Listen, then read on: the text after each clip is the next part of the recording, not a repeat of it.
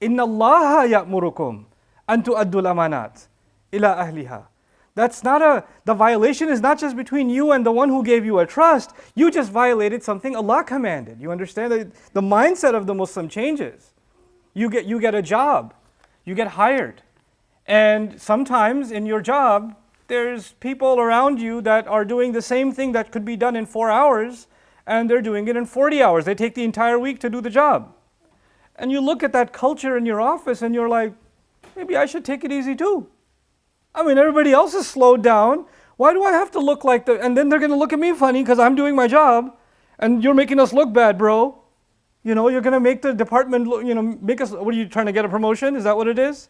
So maybe I should also violate the trust that my employer gave me, and I should also kind of chill out and take it easy.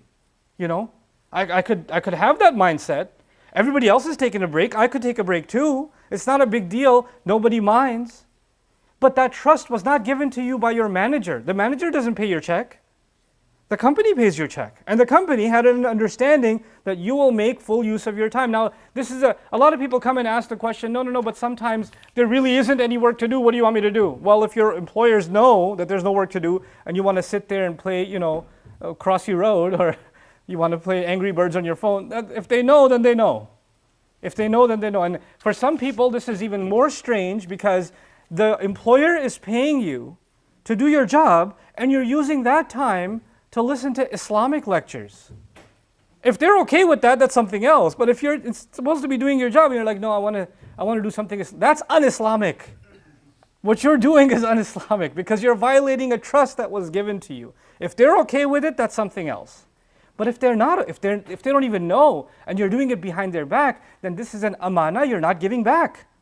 You're violating a trust. The same thing happens with kids at school.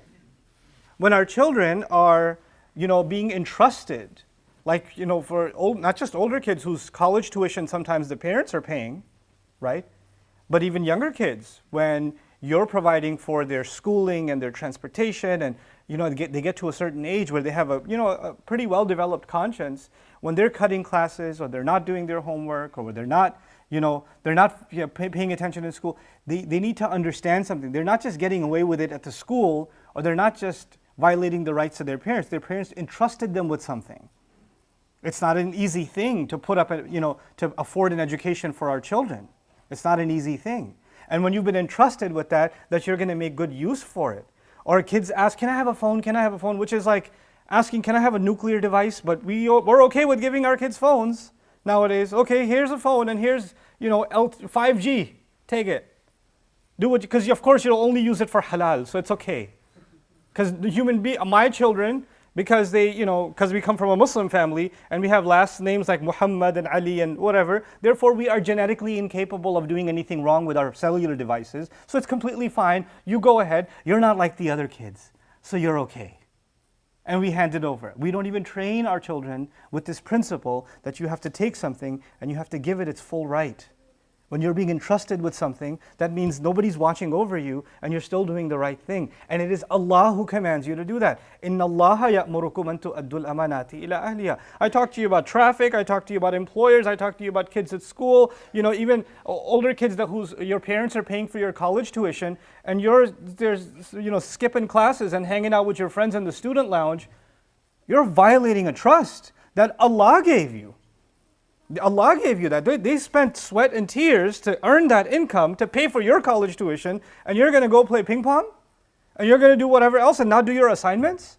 And not put your heart and soul into your education? I don't feel like it. I'm not sure what my major is yet. This guy's in college for like 4 years, and they're like, what's your major? Still deciding. You're still deciding?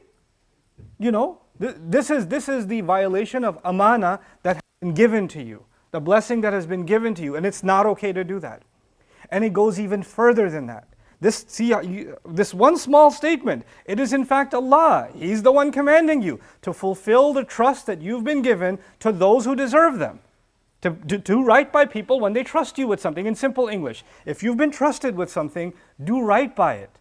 Just because somebody can't catch you or they're not there, don't go behind their back and say, well, they didn't find out, so it's okay. So it's okay. It's the same kind of trust that exists in family relations. It's the same kind of trust that exists between husband and wife.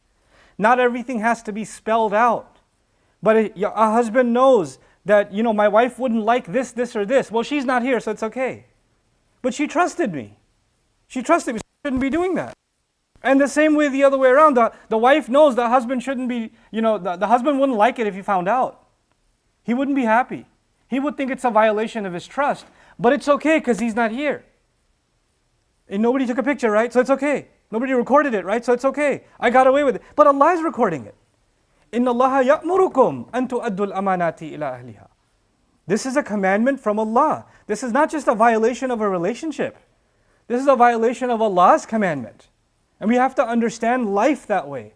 That every trust that we live with, when we're not able to fulfill it, is one thing, إِذَا قُلْتَ فِي شَيْءٍ نَعَمْ, the Arab poet says, إِذَا قُلْتَ فِي شَيْءٍ نَعَمْ فَأَتْمِمْهُ فَإِنَّ نَعَمْ دَيْنٌ. So he says, if you're going to say yes to something, then you better do it.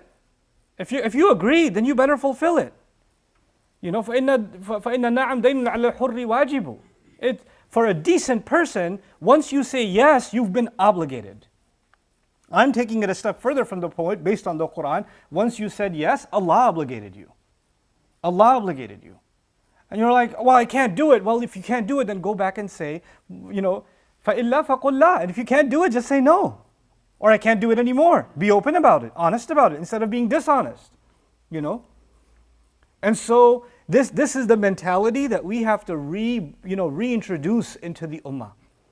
Oftentimes, we're violating a trust and we're too afraid to be honest about it. You're violating it. You're already doing something wrong, but I don't want to hurt this person's feelings. Understand something. Forget about hurting anybody's feelings. You're right now displeasing Allah. That's a bigger problem than hurting anybody else's feelings.